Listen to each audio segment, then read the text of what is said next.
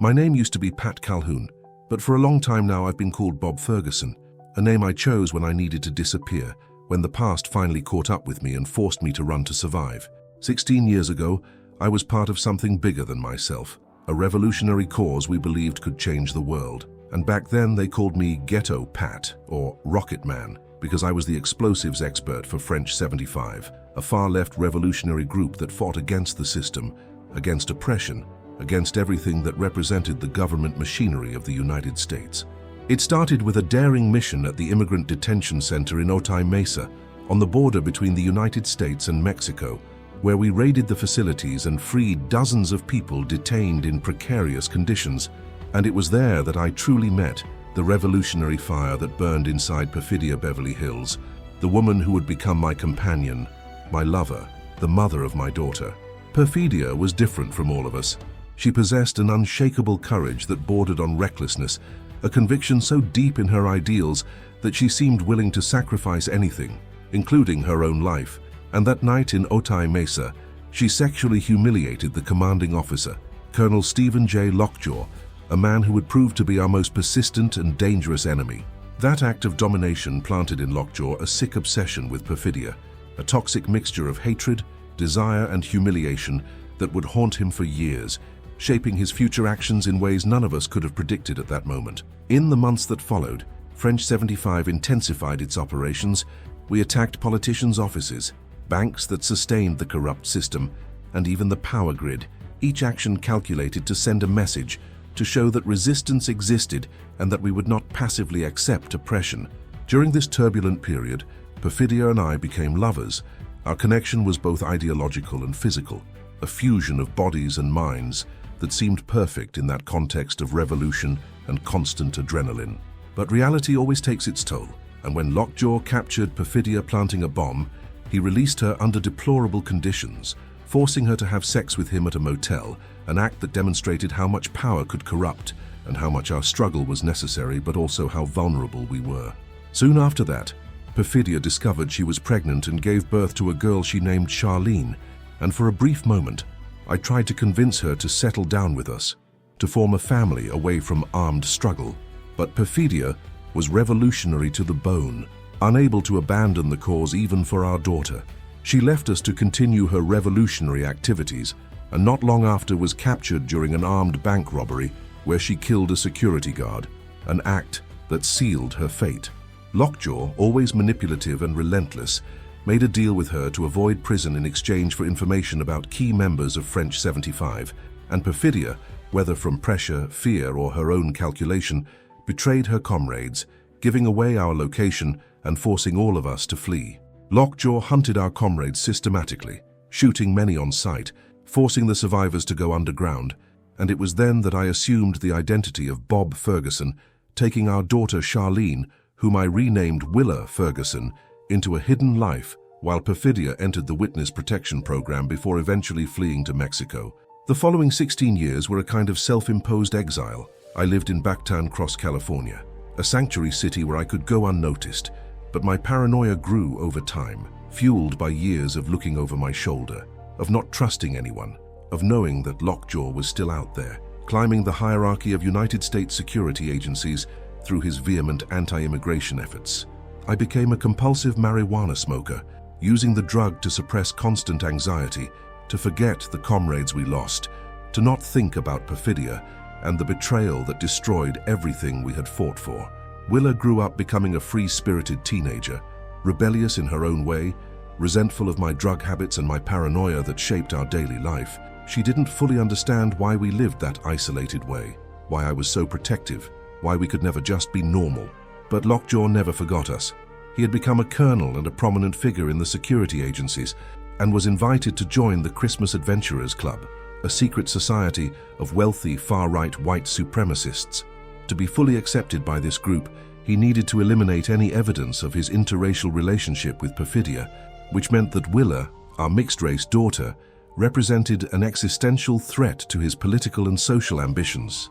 Lockjaw hired an indigenous bounty hunter named Avanti Q to track us down, and Avanti captured Howard Somerville, one of my old comrades, triggering an emergency signal for the remaining members of French 75. Then Lockjaw dispatched his troops to Backtown Cross under the pretext of an immigration and drug enforcement operation, but his true objective was to find us and eliminate Willa to protect his secret. On the day everything fell apart, I was high, lost in the marijuana fog that had become my constant companion, when Deandra, a trusted member of French 75 known as Lady Champagne, rescued Willa before her school dance was raided by Lockjaw's forces. I was contacted by the remaining members of French 75, warning me about the imminent danger moments before Lockjaw's men invaded my house, and I managed to escape through a tunnel I had built exactly for this type of emergency. Years of paranoia finally justified.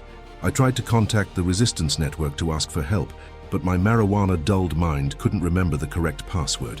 A moment of pure terror when I realized that my drug dependence could cost my daughter's life. It was Sergio St. Carlos, Willa's karate teacher and leader of the undocumented community, who helped me while evacuating dozens of immigrants through a secret passage. I fled with Sergio's students across the city rooftops, while Lockjaw's forces searched every street, but I ended up falling and being captured, taken into custody, while Willa was taken by Deandra to the Sisters of the Brave Beaver, a convent of revolutionary nuns, where she finally learned the truth about her mother's betrayal. Meanwhile, the Christmas Adventurers Club discovered evidence of Lockjaw's relationship with Perfidia, including allegations that he had fathered a daughter with her and sent a member named Tim Smith to eliminate him along with Willa. Lockjaw tracked Willa to the convent, where Deandra was arrested, and held my daughter hostage while forcing a DNA test that confirmed he was Willa's biological father, a devastating revelation that automatically disqualified him from the Christmas Adventurers Club. Sergio managed to arrange my escape from custody and drove me toward the convent, but had to throw me from the vehicle before being stopped by police, a sacrifice that allowed me to continue. I stole another car and reached the convent, where I tried to kill Lockjaw with Sergio's hunting rifle, but failed, my aim compromised by urgency and fear. Lockjaw then hired Avanti to kill Willa, but when Avanti refused because of her age, he was instructed to deliver her to a far-right militia, a death sentence just slower.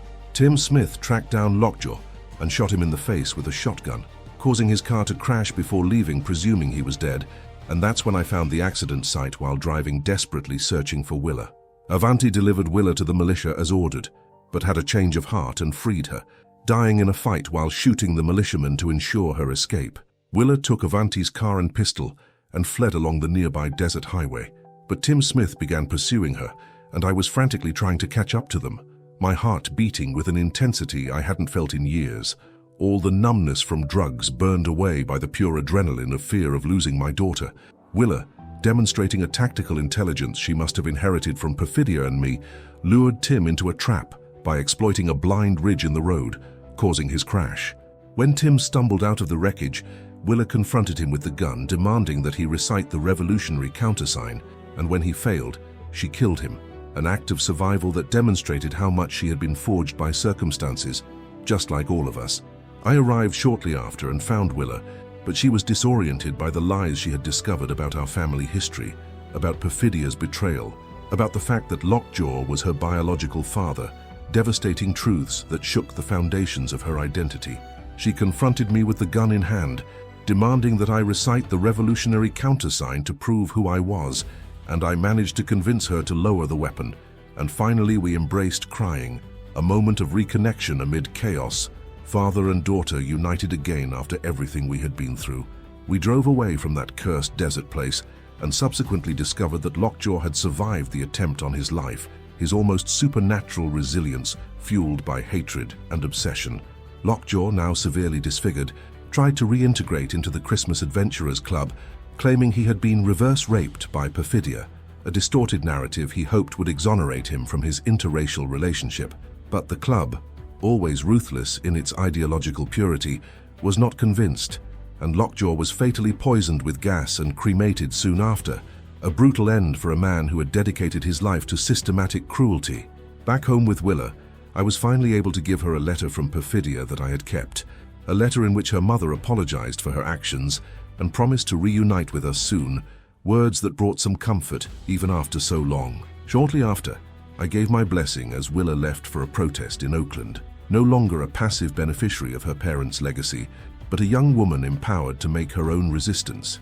to fight her own battles in a world that hadn't changed as much as we had hoped 16 years ago. I watched my daughter leave with mixed feelings of hope and apprehension, knowing that the cycle of struggle never really ends, that each generation faces its own battles against oppression, injustice, and corrupt power. The title of the film I ended up living makes sense now more than ever, because life really is one battle after another, incessant challenges that test our resilience, our humanity, our capacity to keep fighting even when everything seems lost. My journey from idealistic revolutionary to paranoid marijuana-smoking father, and finally to a father who finds purpose again in protecting his daughter, reflects the complexities of living a life dedicated to social change, the personal sacrifices, the inevitable betrayals, and the persistent hope that maybe, just maybe, the next generation can do better than ours. Willa carries in her the DNA of both perfidia and lockjaw, revolutionary and oppressor, an impossible synthesis that somehow represents the complex American reality, the irreconcilable contradictions that define this country. And as she moves away toward the future, I remain in the present, still looking over my shoulder, still carrying the scars of old battles, but finally at peace, knowing I did everything I could to protect what mattered most, knowing that the revolutionary legacy continues even when the original revolutionaries disappear.